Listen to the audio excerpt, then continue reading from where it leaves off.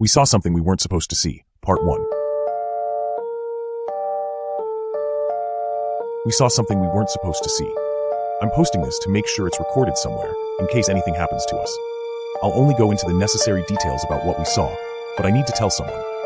We were driving out of nowhere during spring break at 1 to 3 in the morning with my friend Jeb. We had to stop off the highway for a bathroom break. This stop was far from any civilization. The gas station was closed, so we decided to go into the bushes. For context, it was the middle of a severe thunderstorm.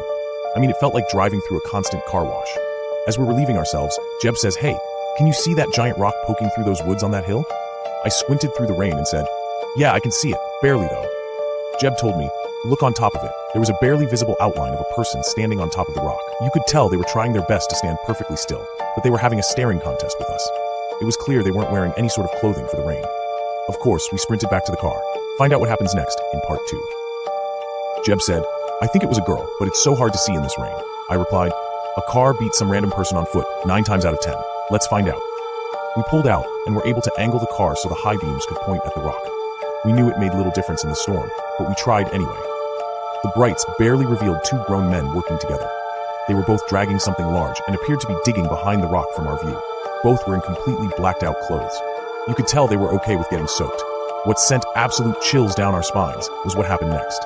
For the split second, they looked back at our lights. Both of them were wearing what appeared to be Halloween masks, or at least something covering their faces that looked like dark painted hockey masks.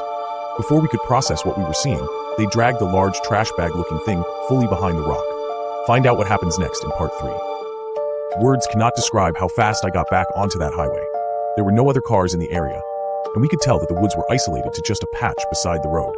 Still not sure what we saw. The conditions lined up perfectly so that we were no witnesses.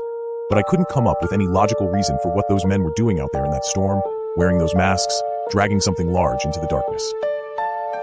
Find out what happens next in part 4.